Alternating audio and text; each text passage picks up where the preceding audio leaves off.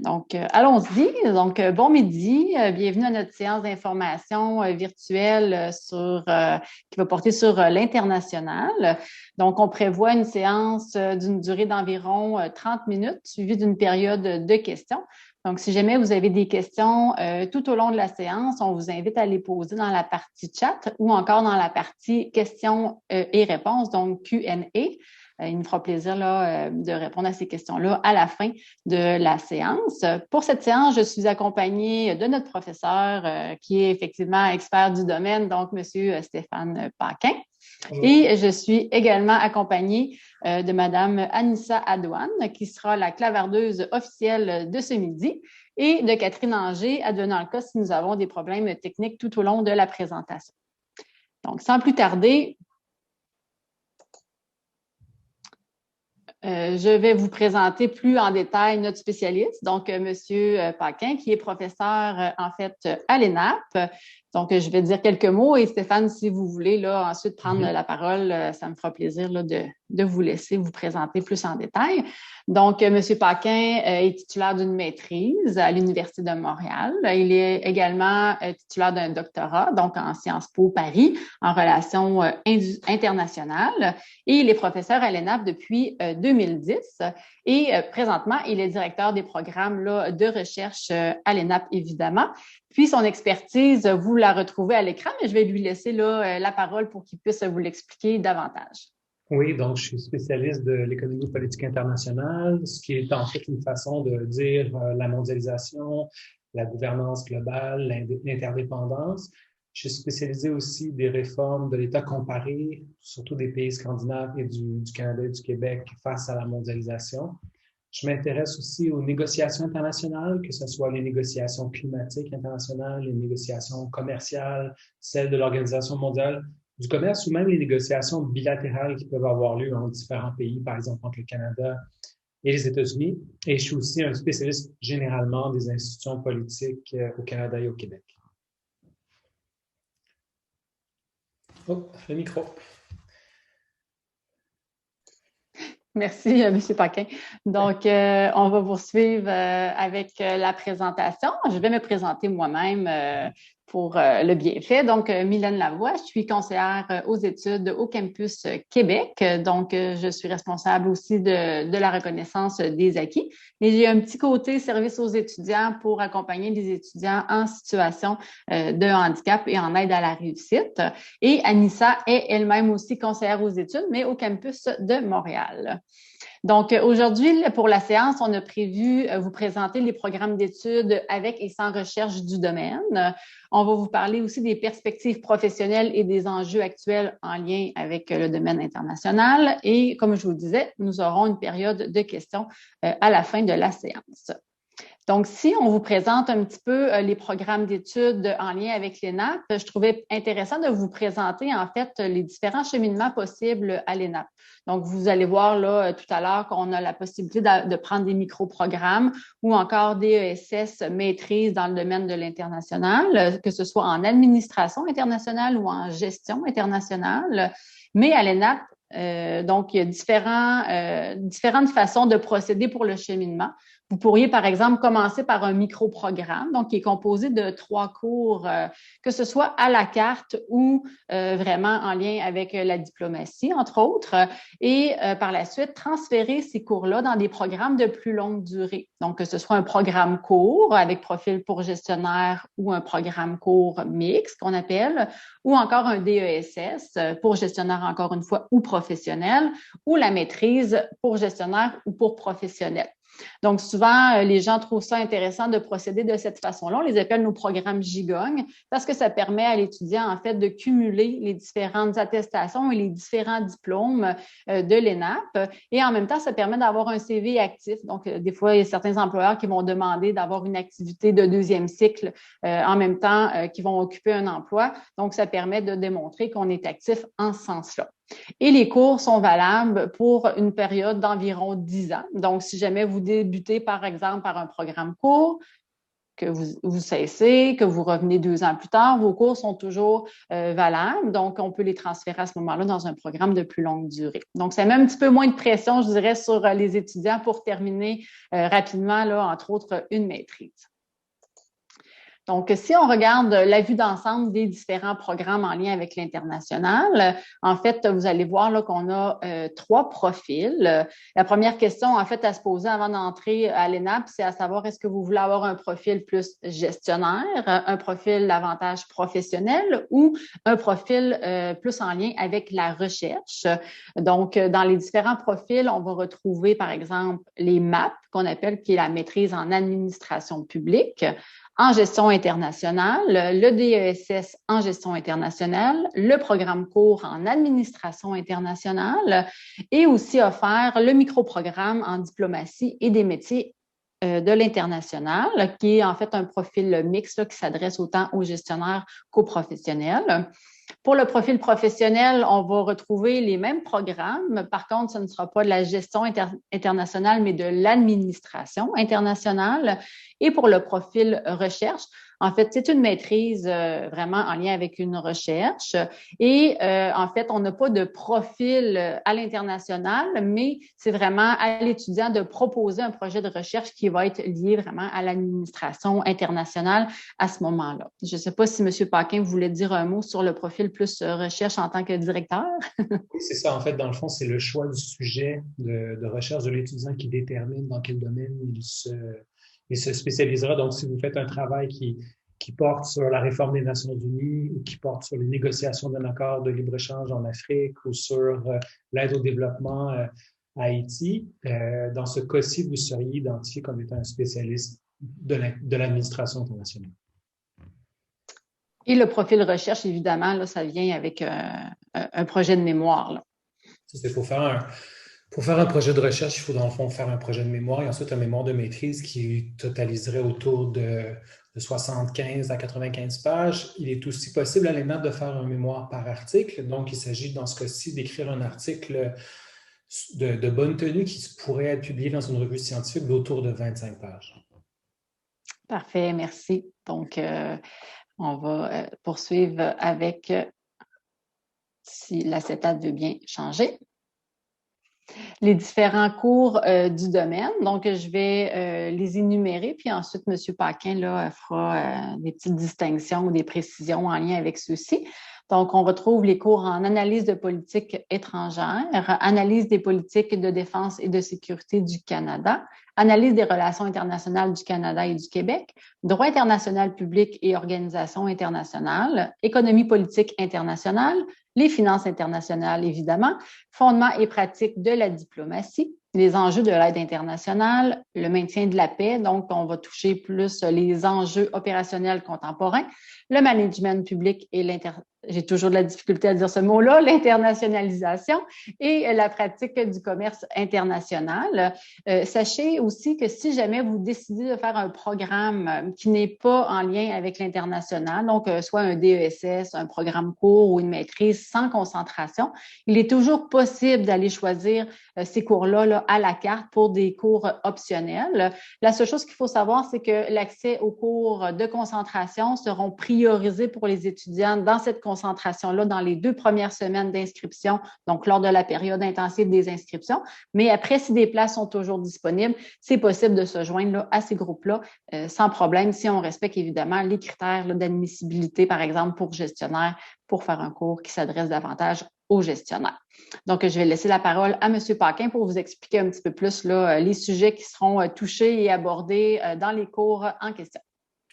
Oui, en fait, si on regarde la spécificité de la formation à l'ENAP, c'est que nous sommes une école d'administration publique où la majorité des professeurs sont diplômés dans des domaines de spécialisation différents. Donc, ce qui caractérise l'ENAP, c'est la multidisciplinarité. Donc, quand vous regardez, vous allez avoir dans notre programme en administration internationale des cours de droit international, des cours axés sur la pratique du commerce international ou sur la finance internationale qui ont des bases juridiques très importantes. Vous allez avoir des cours qui ont des fondements plutôt axés sur les questions économiques, comme les cours d'économie politique internationale, sur la finance internationale ou même la pratique du commerce international. Vous allez avoir des thèmes qui sont plus spécifiquement liés à la science politique, comme le fondement et la pratique de la diplomatie, l'analyse de la politique étrangère ou les différentes politiques étrangères au Canada et au Québec. Et finalement, vous avez des cours qui sont plus spécifiquement liés au domaine du management ou de la gestion, comme le cours de management public international ou certaines de ses déclinaisons, comme les enjeux du maintien de la paix.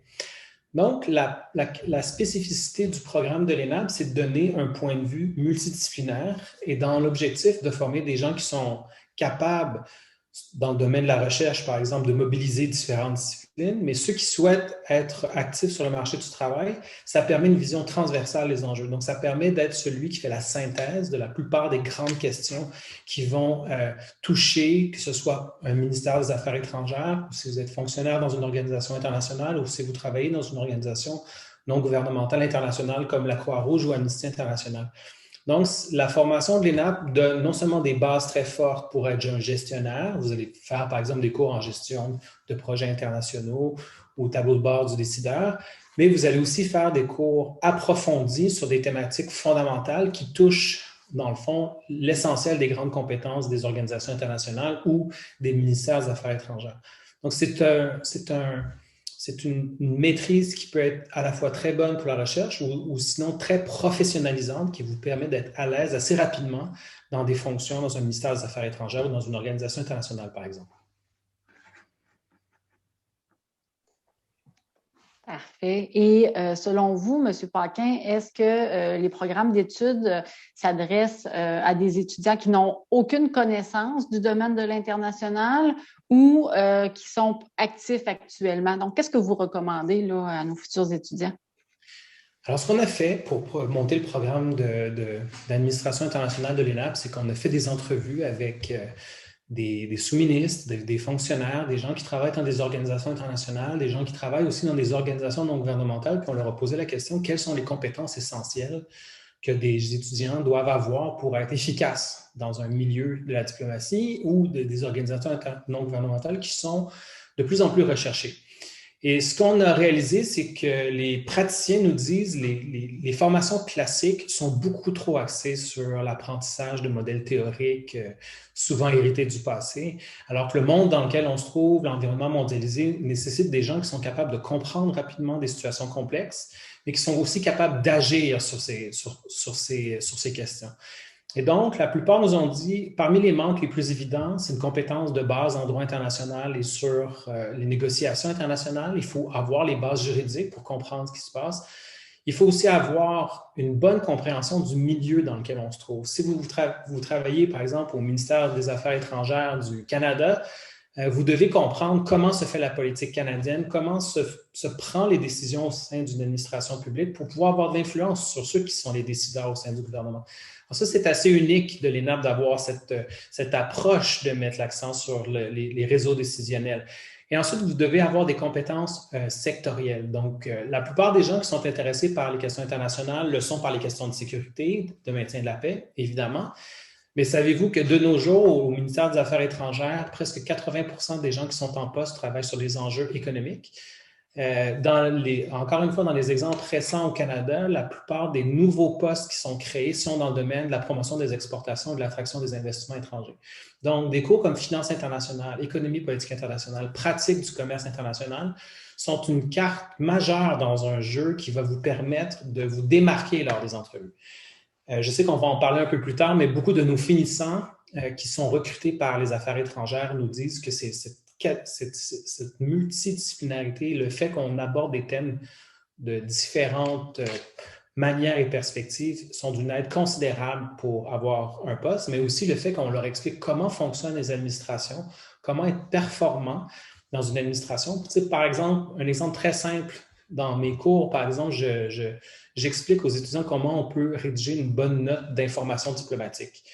La plupart des jeunes qui font des bacs en sciences politiques n'ont pas cette formation. Alors, quand ils font l'examen d'entrée, ils sont toujours un peu surpris que l'exercice pour avoir l'examen d'entrée, pour réussir à avoir l'entrevue, c'est de produire une note diplomatique. Alors, ceux qui ont fait l'ENAP, qui en ont produit des dizaines pendant leur cheminement à l'ENAP, comprennent comment ça fonctionne. Ils ont donc ce petit avantage qui leur permet de se démarquer. Donc, la formation d'ENAP qui est très solide, le fait aussi qu'on voit énormément de praticiens pendant la formation. Le domaine, la façon dont l'enseignement est fait de côté multidisciplinaire, mais aussi très ancré dans les administrations publiques, favorise l'employabilité de nos diplômés.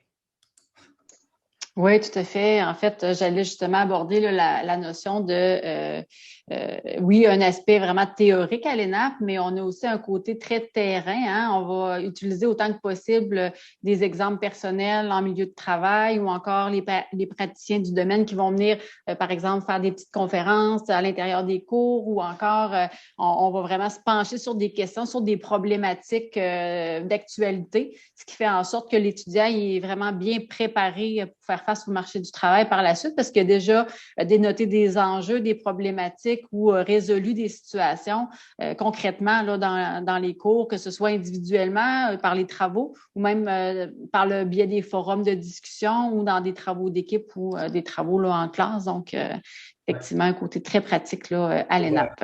Pour compléter à l'ENAP, il y a aussi énormément de stages qui sont à l'international ou au ministère des Relations internationales du Québec, aux Affaires étrangères, au Consulat des États-Unis à Montréal ou à Québec. Il y a beaucoup de stages qui nous permettent d'intégrer le milieu de la pratique de l'administration internationale. Puis, il ne faut pas sous-estimer les stages parce que les premiers emplois sont souvent liés à une première bonne expérience de stage. C'est quand un employeur trouve que vous êtes extrêmement performant et compétent, il peut faire les efforts pour régulariser votre stage puis vous donner votre premier poste. Il faut savoir que c'est vrai qu'il y a des examens de la fonction publique pour intégrer l'appareil bureaucratique québécois et canadien, mais dans la pratique, l'essentiel des gens qui travaillent aux affaires étrangères à Ottawa n'ont pas été recrutés par ce mécanisme. Ils l'ont été souvent par le stage. Donc, c'est important de bien comprendre que le stage est un outil stratégique qui pourrait favoriser, en fait, l'obtention d'un emploi dans le milieu diplomatique. Oui, effectivement, c'est un très beau tremplin là, de passer par cette voie-là. Donc, on va je ne sais pas si Anissa, de ton côté, il y avait des questions qui étaient dans le chat, dans les échanges qui seraient pertinentes à poser là, à ce moment-ci. En fait, il y avait une question, mais qui concerne plus un peu le début de la présentation en lien avec la différence entre un gestionnaire et un professionnel au sens de l'ENAP. Oui, tout à fait. En fait, un professionnel, c'est quelqu'un qui va être plus au niveau de l'analyse, qui va émettre des recommandations, qui va faire de l'évaluation, qui va aider en fait les gestionnaires à prendre des décisions éclairées de par leur analyse. Ils vont faire partie en fait du processus, mais ce ne sera pas à eux que reviennent là, les décisions finales. Alors que le gestionnaire, c'est vraiment la personne qui va prendre les décisions, qui va tenir en compte en fait des éléments qui vont être apportés par son équipe de travail, mais qui vont être imputables au niveau de la décision, au niveau de la gestion du budget, par exemple. Donc, c'est vraiment un patron, hein, c'est un boss, si vous voulez, dans le jargon là, québécois, alors que le professionnel, c'est vraiment plus un analyste ou encore quelqu'un qui va faire de l'évaluation de processus, par exemple. Je ne sais pas si M. Paquin, vous aviez quelque chose à ajouter. Non, c'est ça. Les professionnels, c'est plus des gens qui vont se voir comme conseillers, analystes, alors que les autres sont donc des gestionnaires. C'est exactement ça. Et voilà. Est-ce qu'il y avait d'autres questions, Anissa, jusqu'à présent? Non, c'est la seule, merci. Parfait. Donc, on va poursuivre avec le dépôt des candidatures. En fait, il est toujours possible de déposer là, une demande d'admission pour nos programmes. Nous avons 3 trimestres à l'ENAP, donc le trimestre d'été qui débute en avril et qui est d'une durée de 8 semaines. Donc, faire attention si jamais vous envisagez débuter par le trimestre d'été parce qu'il est de moitié le temps d'un trimestre habituel, par exemple le trimestre d'automne ou d'hiver qui sont composés de 15 semaines. Donc, ce qui fait que vous avez la même matière à voir, mais en la moitié moins de temps. Donc, des fois, on va recommander aux gens qui reviennent aux études ou que ça fait longtemps qu'ils n'ont pas été sur les bancs d'école, peut-être de se diriger davantage vers le trimestre d'automne ou d'hiver pour commencer leur formation. Mais somme toute, pour déposer une demande d'admission pour le trimestre d'été, on vous recommande de le faire avant le 15 mars. et pour le trimestre d'automne avant le 1er juin et le trimestre d'hiver avant le 1er novembre. Sachez toutefois qu'on accepte des demandes là, vraiment en tout temps. Donc, c'est possible là, de déposer pratiquement 2 semaines avant le début des programmes. Cependant, pour les candidatures internationales, il faut prévoir vraiment un délai supplémentaire pour l'analyse de votre dossier, la concordance des diplômes et l'obtention, évidemment, de vos permis, CAQ, etc. Donc, les dates qui sont à l'écran présentement s'adressent vraiment aux candidats qui sont présentement résidents là, du Québec. Donc, on peut prévoir un délai de 4 à 6 semaines. Et pour les candidats qui sont à l'international, donc qui ne seraient pas là résidents présentement, sachez qu'il est possible de déposer des demandes d'admission au DESS et à la maîtrise uniquement, puisque le microprogramme et le programme court ne sont pas suffisamment longs pour obtenir un permis d'études. Donc, si vous envisagez venir étudier soit à Québec, à Montréal, en fait, de vous déplacer au Canada pour suivre votre formation, il faut vraiment déposer une demande d'admission au DESS ou à la maîtrise pour être admissible. Donc, on va maintenant procéder vers les questions sur les perspectives professionnelles et enjeux actuels. Donc, on va le faire sous forme d'échange, là, M. Paquin et moi. Donc, je vais arrêter mon partage d'écran pour l'instant. Donc, vous allez voir... Vous allez nous voir un petit peu plus en grand plan.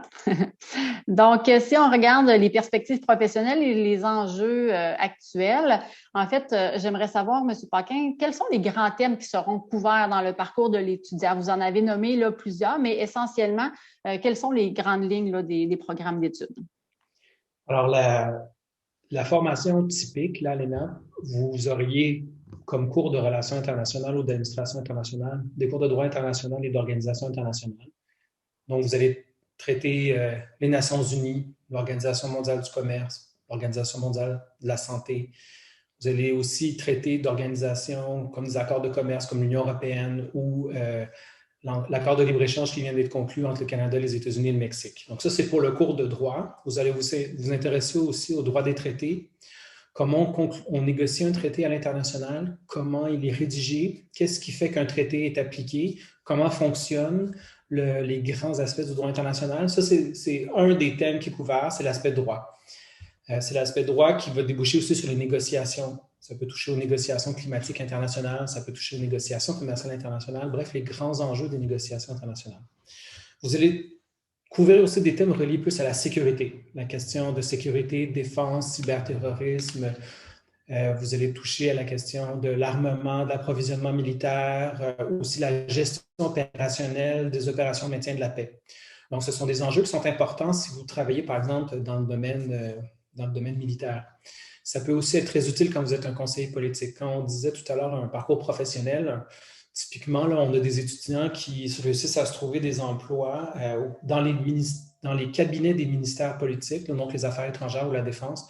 Il est très important de comprendre ces enjeux pour voir comment faire un bon conseil quand vous êtes dans un cabinet politique. Ensuite, il y a toutes les questions économiques. Aujourd'hui, les questions économiques prennent de plus en plus d'importance dans les parcours des étudiants parce que c'est ce que les gouvernements demandent. À la fois au gouvernement canadien, au gouvernement du Québec, c'est le cas aussi même dans des entreprises privées. J'ai des étudiants qui ont travaillé, par exemple, pour Bombardier ou sur les questions d'exportation. Donc, l'économie, c'est aujourd'hui à peu près 80% des nouveaux emplois qui ont été créés au gouvernement canadien. Ou juste un exemple très récent, le gouvernement du Québec, il y a 2 ans, a donné un nouveau mandat à une firme qui s'appelle Investissement Québec avec un budget d'1 milliard de dollars, avec le mandat de doubler ses employés.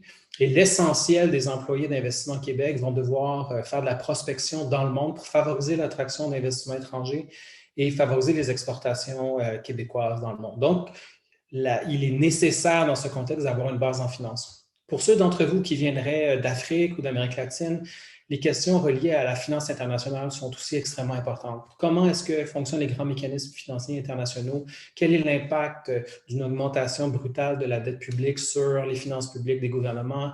Comment se produit la mobilité des capitaux à l'international? Qu'est-ce que ça a comme impact sur la capacité d'un pays d'avoir une politique monétaire indépendante? Bref, ce sont des thèmes qui sont un peu complexes, mais qui sont tellement essentiels pour avoir des postes de qualité dans les gouvernements. Donc, ça, c'est la partie économique. On a traité la partie sécurité, sciences politiques. On a traité la partie droit. Il y a maintenant la partie aussi gestionnaire. Quand vous faites la maîtrise de l'ENAP, vous allez faire des cours sur l'organisation de l'administration publique, sur les politiques publiques, comment se prennent les décisions dans les gouvernements pour faire des politiques publiques. Et vous allez avoir des cours sur gestion de projets internationaux, tableau de bord du décideur. Donc, c'est une façon de vous former pour pouvoir être opérationnel dans un ministère. Et ça, c'est très recherché comme formation parce que typiquement, les gens qui rentrent dans les ministères des Affaires étrangères ont soit fait le cheminement droit international, donc ils sont très bons en compétences techniques sur le droit, mais ils n'ont pas d'expérience ou de compétences de gestionnaire d'équipe, alors que nécessairement, quand vous allez travailler sur un domaine, par exemple, au ministère des Affaires étrangères, vous allez devoir gérer l'équipe Haïti, par exemple. Donc, vous devez avoir des capacités de gestionnaire, vous devez organiser des réunions, vous devez vous assurer que l'information circule, vous devez gérer votre budget, gérer votre équipe, développer des cibles à atteindre ces résultats. Donc, vous avez besoin d'une expérience en gestion internationale qui est importante, qui est offerte avec le programme d'administration internationale de l'ENAP. Donc, l'ENAP, c'est tout ça. C'est à la fois des compétences analytiques fortes en droit, en économie, en sciences politiques et en gestion, mais aussi des compétences pratiques, des outils qui vous permettent de rapidement de prendre vos marques dans un ministère et de donner une vraie plus-value à votre service pour un ministère. Et c'est pour ça que beaucoup d'étudiants de l'ENAP, de finissants de l'ENAP, se trouvent des stages dans des vraiment bonnes places, les affaires étrangères, dans des organisations internationales, au ministère des Relations internationales, parce que ce sont des compétences qui sont recherchées. Et les exemples que vous avez donnés, est-ce que ça touche également les débouchés qui s'adressent aux gens qui n'ont pas encore d'expérience là, à l'international, qui seraient finissants de l'ENAP? Est-ce que ça peut ressembler au domaine que vous avez nommé là, pour les stages? Pour les stages, nous, on a, juste l'année dernière, dans mon cours pratique de la diplomatie, j'ai 6 étudiants qui ont eu un stage aux affaires étrangères à Ottawa. J'en ai un qui a été embauché par le ministère des Transports du Québec pour travailler sur la connexion entre les grands axes routiers du Québec et des États-Unis. Donc, ça prend une compétence à l'international pour ça. J'ai des étudiants qui travaillent sur les questions reliées aux négociations climatiques internationales au ministère de l'Environnement. J'en ai d'autres qui travaillent à la Ville de Montréal sur l'attraction et l'image de marque de Montréal à l'international. Et certains étudiants étrangers ont réussi à avoir des stages à la FAO à Rome. Plusieurs de nos étudiants ont eu des stages dans les représentations du Canada à l'étranger. J'ai des cas en Australie, au Brésil, beaucoup aux États-Unis, en France aussi. Dans les délégations du Québec, un peu partout. J'ai un stagiaire qui revient de faire un stage en Italie. J'en ai un en ce moment qui est dans la délégation canadienne à l'UNESCO qui est basée à Paris. Bon, en temps de confinement, c'est plutôt basé à Montréal, mais l'idée de base, c'est le stage à l'UNESCO. Donc, tous ces stages-là font partie des choix pour les diplômés. Mais en plus, de plus en plus, les grandes entreprises qui sont très exportatrices sont friands d'étudiants qui ont des compétences sur les enjeux économiques, sur les questions de droit et qui comprennent les politiques publiques et l'action gouvernementale. Donc, j'ai un de mes anciens étudiants qui a fait la maîtrise à l'international à l'ENAP et maintenant représentant pour les relations gouvernementales pour une des plus grandes entreprises dans le domaine des nouvelles technologies du domaine de la santé. Alors, juste après avoir terminé l'ENAP, il a été embauché dans le cabinet du ministre des Finances du Québec. Il a travaillé là 3 ans. Ensuite, il devient le représentant d'une entreprise, d'une jeune start-up qui est en très forte croissance dans le domaine des nouvelles technologies de la santé. Alors, ce sont des débouchés qui sont importants et ces gens-là cherchent ce genre de compétences, des gens qui sont capables d'avoir une compréhension des mécanismes du fonctionnement des gouvernements, mais aussi qui ont une compétence du droit et de l'économie sur les enjeux internationaux parce que c'est leur pain et leur beurre. Donc, les débouchés à l'international, paradoxalement, ne sont pas seulement à l'international, même à l'interne, même dans les pays, pour des entreprises, il y a des débouchés qui sont aussi possibles. Parfait. Cependant, on n'est pas une école qui va démontrer comment faire l'immigration, par exemple, accompagner les gens qui veulent immigrer au Canada dans toute l'obtention des papiers et tout ça, là. Donc, on ne touche pas du tout là, cet aspect-là dans notre formation, là. Parfait. Et qu'en est-il, par exemple, des gens qui sont déjà dans le domaine de l'international, que ce soit à l'international ou au Canada ou à Montréal ou autre, qui voudraient peut-être venir faire la formation à l'ENAP? Ça serait quoi la valeur ajoutée, en fait, de venir se former dans ce domaine-là? Et ce qu'on voit souvent, c'est qu'à la fois au gouvernement du Québec ou au gouvernement du Canada, il y a des fonctionnaires qui travaillent, par exemple, pour le ministère de la Santé ou le ministère des Finances, puis ils aimeraient, en deuxième partie de carrière, avoir une partie de leur responsabilité qui serait liée à l'international. Ça vient donc donner une formation à l'international qui permet d'être plus attractif pour les ministères des Affaires étrangères. Quand on travaille pour le gouvernement fédéral, les postes au ministère des Affaires étrangères sont des postes recherchés. Bon, c'est bien payé, évidemment, mais aussi c'est souvent vu comme étant excitant de travailler pour les affaires étrangères d'un pays. Donc, ça permet de nous rendre compétitifs dans les concours qui ont lieu. Si vous n'avez pas de perspective internationale ou vous n'avez jamais travaillé à l'international, une des bonnes façons de venir chercher cette expérience, c'est de faire le micro-programme en pratique de la diplomatie ou l'ensemble de nos programmes sur l'administration internationale. J'ai plusieurs étudiants dans le passé qui m'ont dit que les affaires étrangères étaient attirées par les CV des jeunes étudiants, des étudiants qui proviennent de l'ENAP parce qu'ils ont des cours sur la diplomatie, ils ont des cours de droit, ils ont des cours d'économie, ils ont des cours aussi en administration publique qui font en sorte qu'ils sont capables rapidement d'être efficaces dans les affaires étrangères. Donc, c'est pour ça que c'est un diplôme qui est intéressant pour ceux qui sont en mi-carrière, qui souhaitent donner une nouvelle dimension à leur carrière. Parfait. Et présentement, sur quoi les professeurs de l'ENAF travaillent au niveau international sur les enjeux? J'imagine qu'il y a des éléments en lien avec la COVID, évidemment, mais est-ce qu'il y a d'autres choses sur lesquelles vos recherches ou vos travaux mènent davantage? Évidemment, sur la COVID, si je parle de mon cas personnellement, je travaille sur les enjeux liés à la mondialisation, l'économie politique internationale. La COVID, c'est la première fois dans l'histoire de l'humanité qu'autant de pays sont touchés en même temps et qui sont frappés simultanément par un fort recul de l'activité économique. Les investissements étrangers ont connu une baisse sans précédent aussi. Donc, nécessairement, toute la question de l'impact de la crise économique est au cœur de mes travaux, mais aussi la possibilité de relancer l'économie après le COVID. Un autre thème qui est intéressant, c'est la question du nationalisme du vaccin.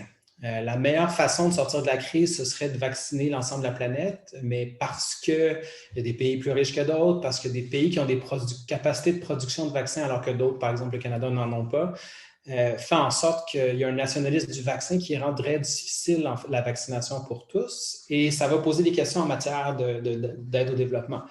L'Afrique, l'Amérique latine, puis probablement une partie de l'Asie du Sud-Est va être vaccinée en dernier, mais dans un contexte d'interdépendance globale comme nous la connaissons aujourd'hui, c'est seulement quand on sera tous vaccinés qu'on sera tous en sécurité. Et donc, ça pose vraiment des questions en matière de gouvernance internationale de la santé. Sinon, si je prends les autres collègues qui travaillent sur les questions internationales, Stéphane Roussel travaille sur les questions de défense, il travaille sur les questions de l'Arctique aussi. La fonte des glaces en Arctique qui est en train de changer complètement la géopolitique entre les pays. Aujourd'hui, on commence déjà à le sentir. On sait que dans très peu de temps, il y a énormément de nouvelles ressources naturelles qui vont être accessibles à l'homme, notamment des ressources pétrolières, mais en plus, c'est que ça va ouvrir un canal de navigation qui n'existait pas dans le passé. Et ça, c'est dans les eaux territoriales canadiennes. Donc, c'est un enjeu géopolitique d'importance qui touche vraiment beaucoup plus de pays que ce qu'on a tendance à penser et qui est d'un intérêt stratégique pour les États-Unis, pour les Russes, pour l'Europe et même pour la Chine, parce que toute la question de la navigation du commercial va passer par le nord du Canada. Tatiana Garakani, qui est une spécialiste des Nations unies de l'aide au développement, travaille beaucoup sur les réfugiés politiques, sur la question de l'intégration des immigrants, donc les mouvements de personnes entre les pays. La question des réfugiés climatiques va nécessairement devenir dans les prochaines années un enjeu important. Sous l'administration Trump, il y a eu des enjeux de réfugiés à la frontière, notamment au Canada, où on a eu une augmentation du nombre de demandes de réfugiés. Tout ça, ça va être des enjeux qui sont encore importants, qui sont importants maintenant, mais qui vont rester importants dans les prochaines années, qui pourraient même s'accentuer. César Garzon travaille sur les enjeux reliés à la corruption, les marchés publics dans les pays du Sud.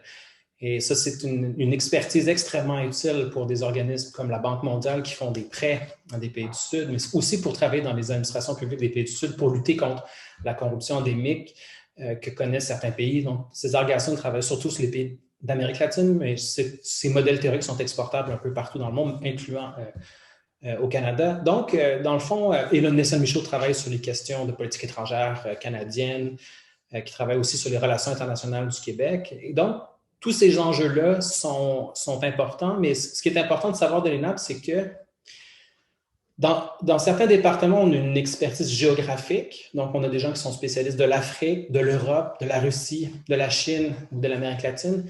À l'ENAP, on est plus spécialiste par thématique. On est spécialiste de l'économie internationale, de la finance internationale, du commerce international, des organisations internationales.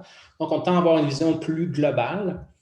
Et puisqu'on enseigne dans le contexte québécois et canadien, aussi lié à l'administration publique canadienne et québécoise, mais pas seulement. C'est aussi intéressant pour les gens qui viennent d'autres pays parce que ça leur permet de comprendre d'autres modèles de référence que le leur. Tout à fait. Puis sans prédire l'avenir, selon vous, ce serait quoi les contributions que les étudiants, par exemple, qui pourraient choisir un profil de recherche, ce serait quoi leur contribution? Sur quoi ils pourraient travailler? Les gros enjeux des prochaines années, il y en a tellement que je ne saurais pas où commencer, mais je vais le faire quand même. Il y a depuis au moins une vingtaine d'années une transformation des relations de pouvoir sur la scène internationale. Le plus clair, c'est on voit qu'il y a un déclin des États-Unis, de l'hégémonie américaine, puis une montée de la Chine comme puissance mondiale. Cette rivalité hégémonique en deux très grands pays est en train d'affecter à peu près toutes les autres dimensions. Les questions de commerce international, de changement climatique, ou juste pendant la crise de la pandémie, les Américains se sont retirés de l'Organisation mondiale de la santé. On voit bien que ça a des répercussions sur l'ensemble des enjeux. Donc, la question reliée à la rivalité entre les grandes puissances est quelque chose qui va avoir des répercussions sur l'ensemble des autres questions. Sinon, le deuxième enjeu que je vois, c'est la question climatique. Visiblement, l'être humain n'apprend pas rapidement sur les questions climatiques. Le réchauffement climatique est une réalité de plus en plus perceptible et probablement inévitable à ce stade. On ne voit pas comment on serait capable, dans les années qui nous restent, à inverser la tendance. Donc, la grande question, ça va être, est-ce que les pays ont la capacité de s'adapter à la question climatique? Les enjeux sont importants parce que ça signifie plus d'inondations dans les pays comme le Québec, qui va connaître des débordements de rivières. Ça veut dire l'érosion des berges accélérée. Ça veut dire aussi que parfois, l'hiver, il ne fera pas assez froid pour que certains virus nuisibles soient détruits, ce qui pourrait favoriser d'autres pandémies, par exemple. Il y en a déjà des cas aux États-Unis dans les dernières années. Et aussi, dans les pays du Sud, ça veut probablement dire aussi des grands mouvements de population, des réfugiés climatiques et des crises à répétition sur ces enjeux. Donc, la question du changement climatique comme tel, mais aussi les impacts sociopolitiques et économiques que ça va avoir sur le reste du système sont importants. Donc, les thèmes ne manquent pas. J'ai même de la difficulté à vous les énumérer. Bon, évidemment, j'en ai parlé tout à l'heure, mais le retour à la normale après la crise de la COVID-19 va être un enjeu extrêmement important pour le multilatéralisme, la crise des organisations internationales. Est-ce qu'on va être capable de passer au travers? J'ai l'impression que oui, mais on a toujours besoin de gens intelligents pour se creuser la tête sur ces questions. Parfait, je vous remercie. Donc, on va retourner à notre présentation pour aller voir si on a des questions des participants pour M. Paquin ou sur les programmes là, de l'ENAP plus en général. Donc, Anissa, de ton côté, est-ce qu'il y avait des questions qui étaient en suspens au niveau du clavardage? Oui, j'en ai quelques-unes. Je vais dire les principales et je vais mettre aussi un lien pour pouvoir répondre à ceux qui pourront pas poser de questions aujourd'hui. Alors, la première, c'était les avantages entre une maîtrise et un DESS. Et dans la même veine, c'était de savoir quel est le taux d'acceptation dans les programmes de maîtrise. Concentration à l'international. Est-ce qu'elles sont plus sollicitées ou pas? Parfait. En fait, la différence entre le DESS et la maîtrise, c'est le nombre de crédits. Donc, le DESS, on retrouve 30 crédits et la maîtrise, on retrouve 45 crédits. Et la différence est beaucoup au niveau de l'activité d'intégration qui va se faire à la fin des programmes. Donc, au niveau du DESS et de la maîtrise, vous avez accès aux mêmes cours, un ou l'autre. Donc, que vous fassiez le DESS ou la maîtrise, vous avez accès à l'ensemble des cours offerts à l'ENAP. Donc, que ce soit les cours obligatoires, les cours de concentration en lien avec l'international ou encore les cours optionnels. Cependant, à la fin du programme au DESS, vous allez avoir un séminaire de lecture de 3 crédits, alors qu'à la maîtrise, vous allez avoir une activité d'intégration de 9 crédits. Donc, qui peut se faire de 3 façons selon le profil, là, si vous prenez le profil pour professionnel ou le profil pour gestionnaire. Donc, c'est vraiment une question du nombre de crédits que vous voulez faire. En ce qui est trait du marché du travail, je pense que M. Paquin pourra appuyer mes dires. Présentement, les étudiants sont beaucoup sollicités. Les finissants à l'international sont sollicités. Donc, le DESS ou la maîtrise, en bout de ligne, est-ce qu'il y a vraiment une grosse différence pour l'entrée sur le marché du travail, selon vous, M. Paquin? Non, ben, en fait, non, c'est pas là que ça se joue. Dans le fond, la plupart des postes aux affaires étrangères dans une ONG en fait, exigent qu'un diplôme de premier cycle, donc un baccalauréat dans le contexte canadien. La maîtrise est un atout. L'expérience est un atout, la capacité de parler plusieurs langues est un atout, mais rien de ça est fondamental. C'est-à-dire, c'est pas un cours ou deux de plus qui fera en sorte que tout changerait soudainement. Donc, un DESS, c'est très bien. Une maîtrise complète, c'est très bien.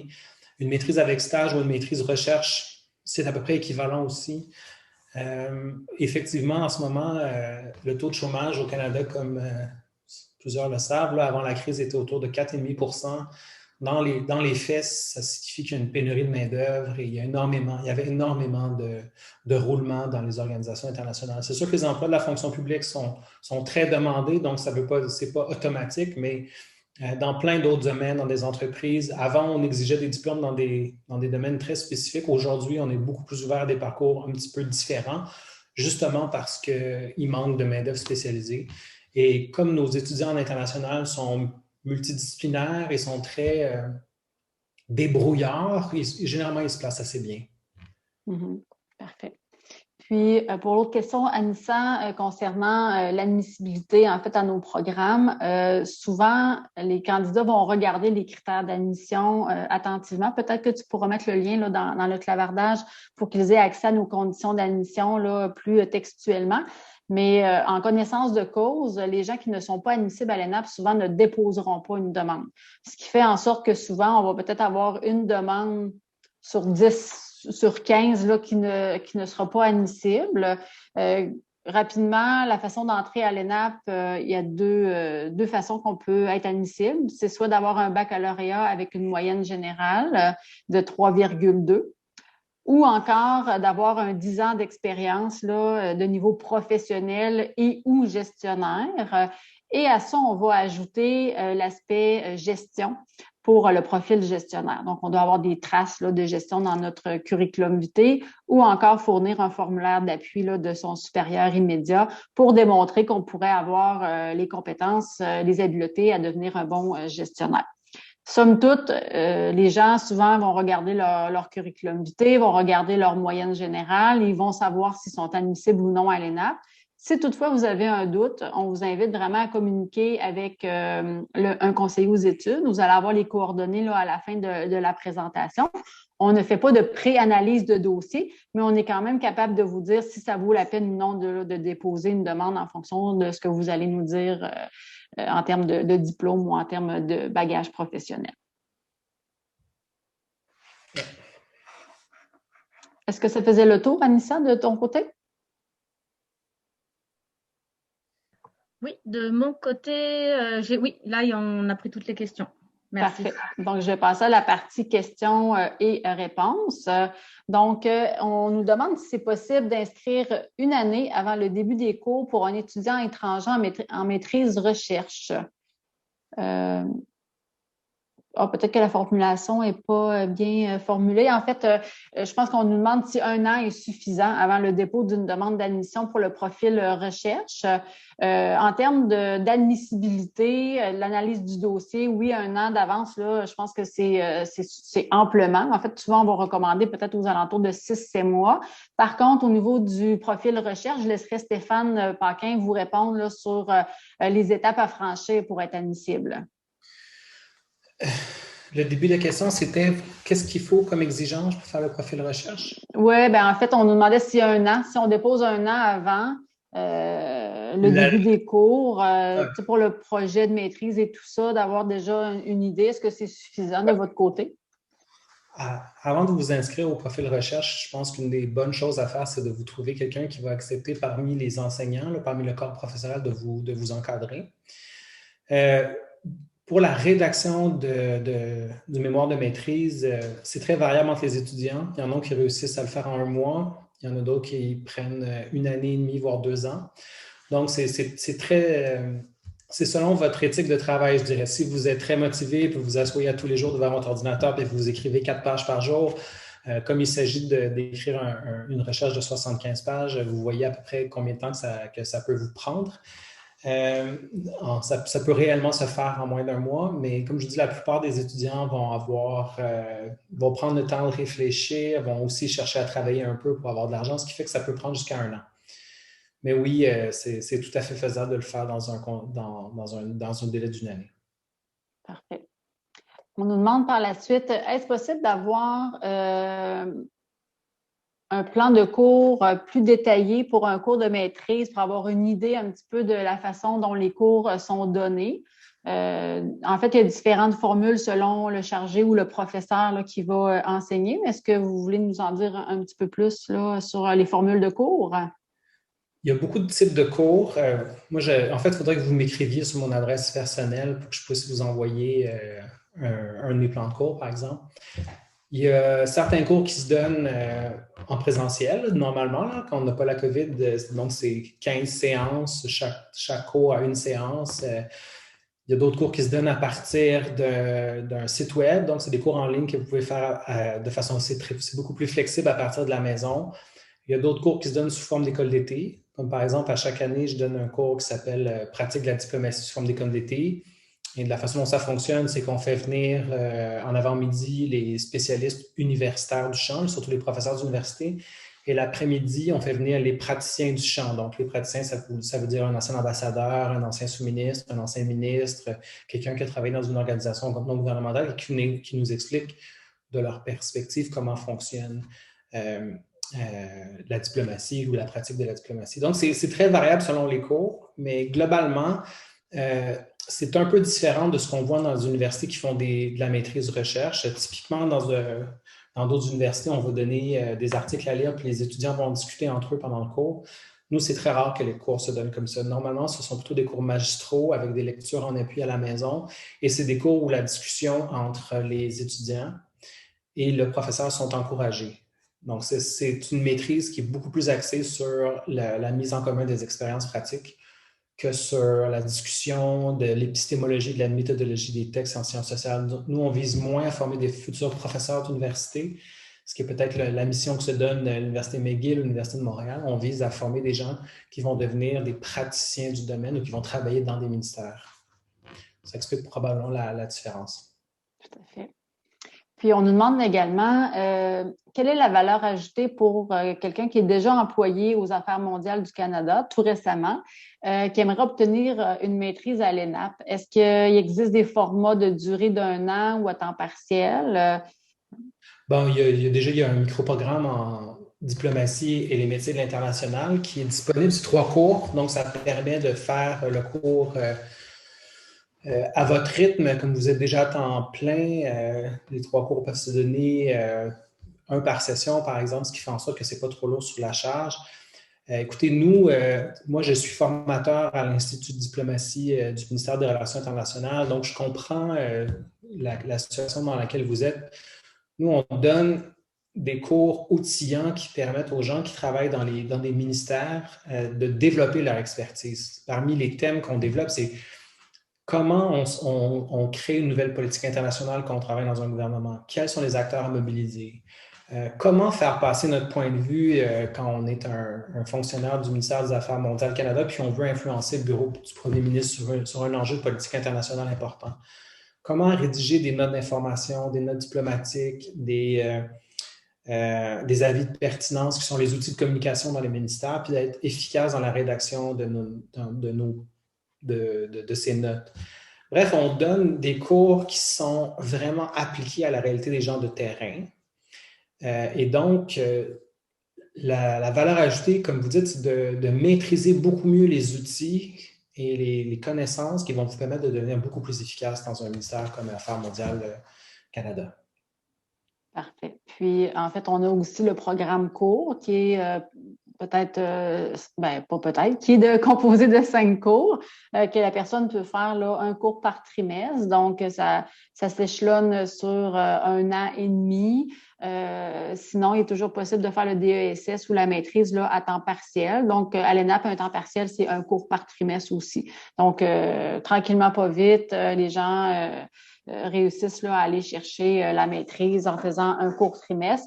En fait, ce qu'il faut savoir, c'est que l'ENAP, la plupart de nos étudiants, 75%, là, c'est des gens qui sont déjà sur le marché du travail en tant que professionnels ou en tant que gestionnaire, tout programme confondu, peu importe la concentration, ce qui fait qu'on est très flexible, puis on est très ouvert au niveau des horaires, entre autres, pour permettre justement l'accessibilité là, aux étudiants. On offre plusieurs cours aussi à distance, pas tous dans la concentration là, à l'international. Ça dépend vraiment là, de la pédagogie utilisée des cours pour lesquels on va choisir une formule plus en classe ou une formule plus en ligne, parce qu'on avait la question là, tout à l'heure à savoir est-ce que c'est possible de faire la formation entièrement à distance. Donc, malheureusement, il y a certains programmes qui sont possibles de le faire, mais à l'international, là, présentement, l'entièreté des programmes n'est pas disponible là, en ligne, malheureusement. Donc, pour ma part, ça fait le tour des questions dans la question et answer. Donc, il me reste le moment de vous présenter, en fait, attendez juste un instant, je vais juste mettre ça comme ça ici. Donc, je vous indique ici là, les coordonnées si jamais vous voulez avoir des réponses en lien plus avec, par exemple, l'admissibilité à l'ENAP sur des questions plus personnelles à votre dossier. Vous pouvez écrire à études avec un S à commercial-enap.ca. Ça nous fera plaisir là, de répondre à vos questions. Sinon, vous pouvez toujours vous diriger sur notre site Internet à l'adresse indiquée www.programme.enap.ca où vous allez avoir accès, oui, au domaine international, au programme de l'international, mais également à tous les programmes offerts là, à l'ENAP. Et sur ce, je vous souhaite une agréable fin de journée. J'espère qu'on a répondu à vos interrogations et j'espère qu'on vous a donné le goût de vous joindre à cette belle équipe-là dont M. Paquin fait partie. Et si jamais vous avez d'autres questions en lien avec le programme, vous pouvez également écrire à études là, à commercialenap.ca. Ça nous fera plaisir de vous répondre. Donc, M. Paquin, je vous laisse le mot de la fin. Un petit mot pour vous remercier d'avoir participé à l'exercice aujourd'hui, puis au plaisir de vous voir dans mes cours. Merci beaucoup à vous. Je voulais tout simplement préciser que la présentation d'aujourd'hui vous sera envoyée par courriel et le lien du vidéo aussi sera accessible. Alors, pour tous les participants, vous recevrez un courriel incluant la présentation PowerPoint. Merci beaucoup, Catherine. Merci. Merci à vous tous. Au revoir. Merci à vous tous.